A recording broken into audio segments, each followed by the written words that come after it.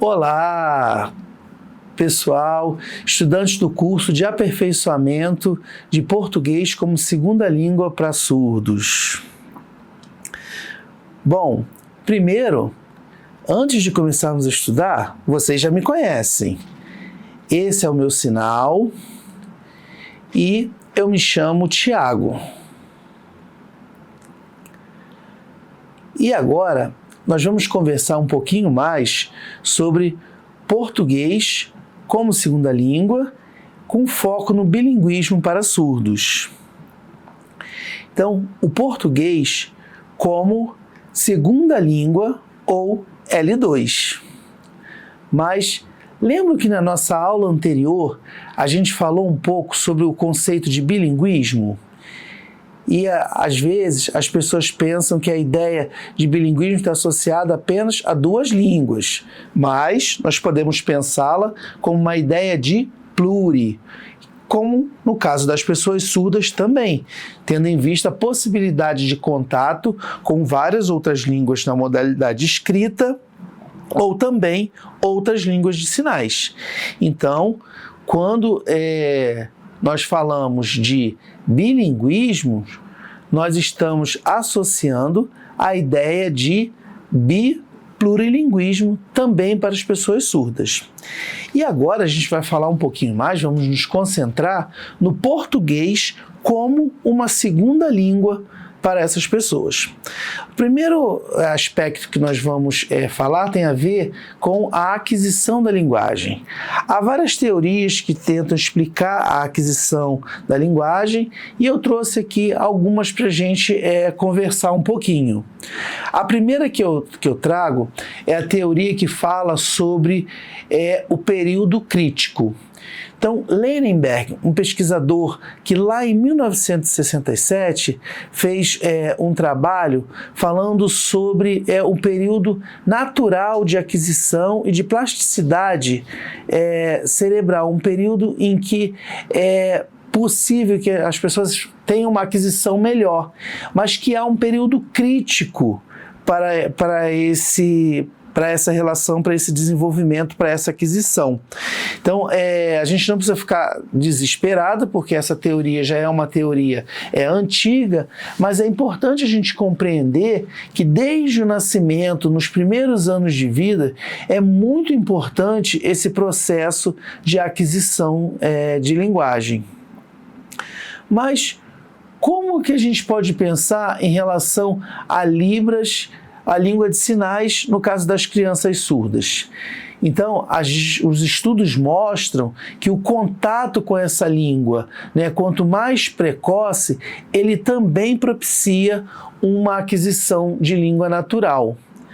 Então, é um processo que a gente sabe que envolve uma modalidade diferente, As línguas orais, elas usam canais diferentes, enquanto as línguas orais usam a boca como emissão, as línguas de sinais usam o corpo, como emissão. Então, assim, são modalidades de línguas diferentes, as línguas orais e as línguas de sinais. Mas é muito importante o quê? A gente pensar nessa estimulação precoce. Ou seja, esse contato, eles têm que ser o quanto antes, nos primeiros anos de vida. E isso acontece por quê? Porque a gente já percebeu através de estudo que a maioria das crianças surdas nasce em lares de familiares ouvintes. Isso chega a um percentual de aproximadamente 95% dessas crianças que não têm contato com a língua oral dos pais ou da família que circula naquela comunidade que ela está inserida.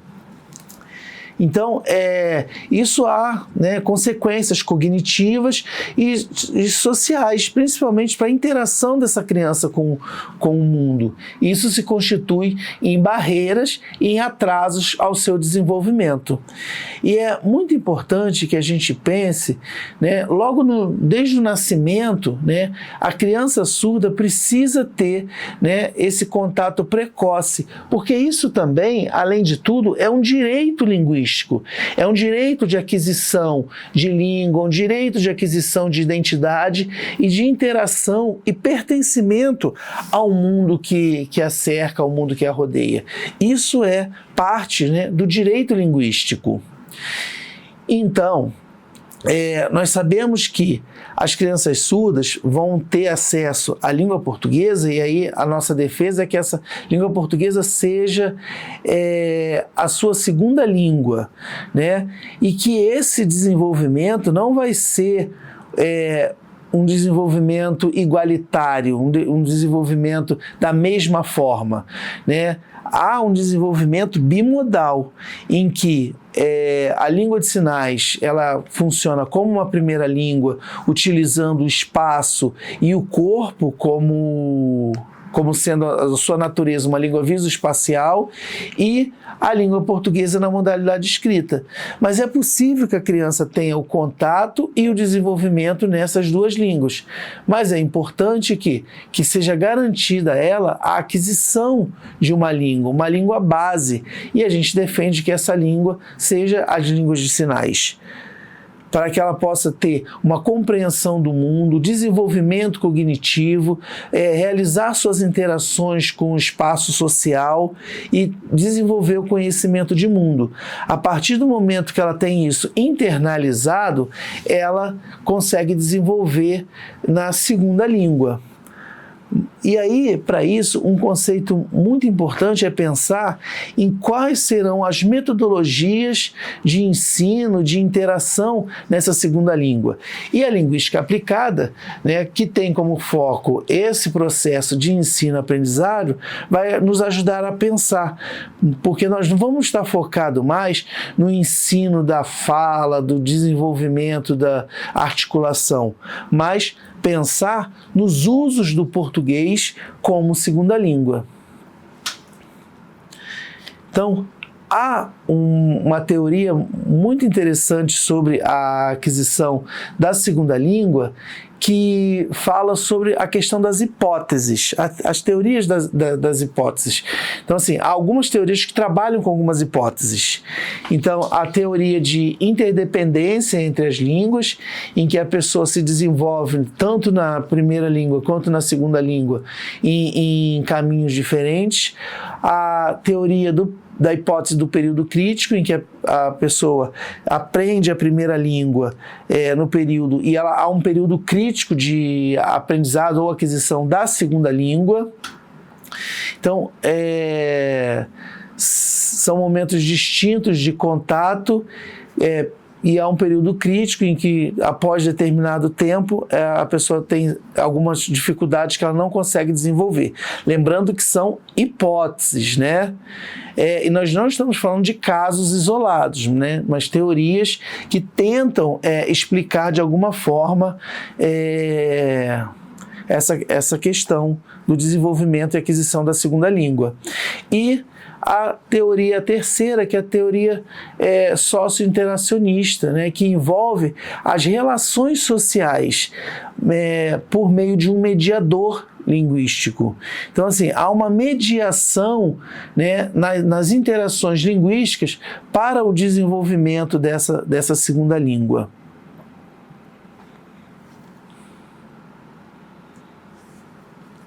Mas agora a gente deve estar pensando, né? Para desenvolver a segunda língua, desenvolver o biplurilinguismo, são necessários alguns mecanismos. E uma coisa que é importante a gente pensar é que o conceito de bilinguismo já mudou, né? O desenvolvimento já não pode mais ser pensado como desenvolvimento equilibrado, mas um desenvolvimento de habilidades. Então, nós sabemos que há habilidades de fala, escrita, leitura e compreensão de uma língua, né? São habilidades distintas. Então, assim, a ideia não é pensar que o bilinguismo vai se desenvolver, né, de maneira equilibrada em todas as modalidades, mas ele vai ter variação de indivíduo para indivíduo, vai ter essa modificação de cada indivíduo. Vai depender do contexto social, da individualidade e da necessidade de cada indivíduo. A gente pode pensar, por exemplo, nas pessoas que usam, que são imigrantes em um país estrangeiro. Então, como que o uso social da língua que eles trazem? Então, tem um uso social aquela língua? Não tem? Então, por exemplo, às vezes as pessoas pensam, se eu falar a minha língua natural, de nascimento, eu vou sofrer algum tipo de preconceito ou eu vou ser bem aceito? Então, isso é uma questão que envolve também o bilinguismo e o uso das habilidades linguísticas. A gente não pode pensar que a pessoa vai crescer e vai se desenvolver bilíngue só tendo o uso natural como se fosse um falante nativo nas duas línguas. Então, assim, a gente compreende que o biplurilinguismo hoje, ele não envolve esse equilíbrio perfeito entre o uso, mas envolve o uso de habilidades e a variação de uso dessas habilidades, com mais ou menos competência. Então, um conceito que é muito importante para a gente pensar, que na área da educação, é o conceito de translinguagem. Esse conceito ele é muito importante porque é um conceito que contribui para a área pedagógica de ensino e aprendizagem das línguas numa perspectiva biplurilingue. É um conceito que a gente sabe que essas relações, envolvendo duas ou mais línguas são relações complexas. Então, assim, muitas vezes as pessoas acham que as línguas elas estão separadas, no interior da pessoa, mas isso não é verdade. Essa perspectiva de translinguagem, ela defende que as pessoas têm um repertório e elas usam esse repertório linguístico envolvendo as duas línguas em momentos de necessidade. A translinguagem também ela traz uma perspectiva de que o indivíduo ele desenvolve um repertório único, envolvendo as duas línguas.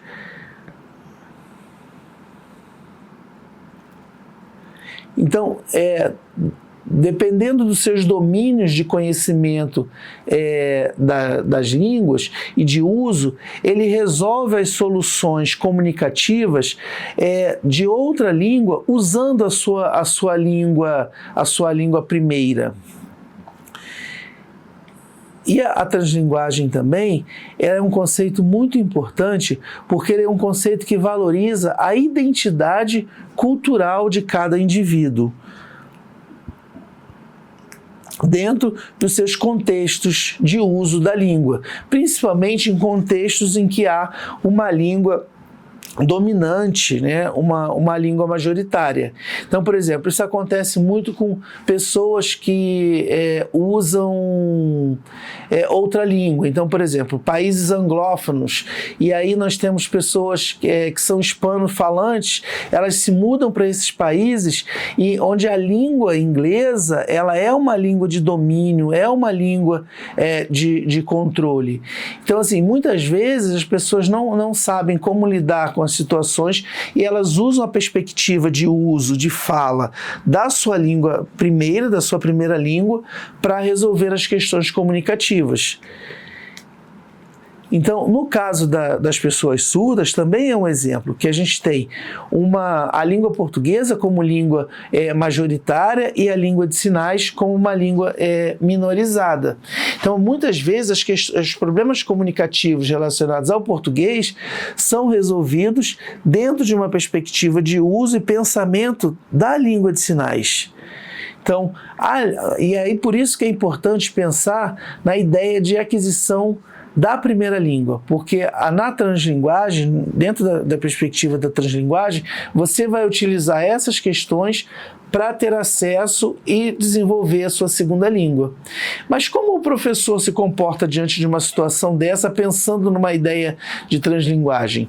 Ele vai estimular e favorecer o contato com as duas línguas e vai se constituir um desafio para os educadores e também para os educandos, porque eles vão lidar com a possibilidade de diálogos e conversas numa língua e respostas aos seus desafios numa outra língua. Então, é preciso pensar estratégias e materiais que sejam adequados. Então, alguns suportes são importantes e interessantes, como dicionários, glossários. Então, assim, eles contribuem para comparações também entre as línguas, contribuem para entender como é o funcionamento, como é a organização, né, como se diz determinada informação em uma língua e como você leva a informação para uma outra língua.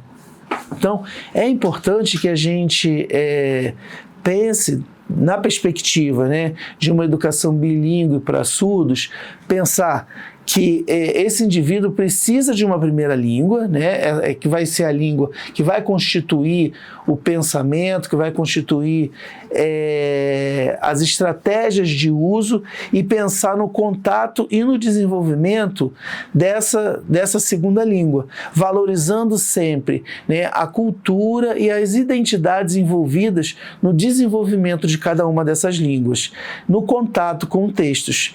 Então, eu espero que vocês tenham gostado dessa nossa aula. A gente se encontra numa próxima.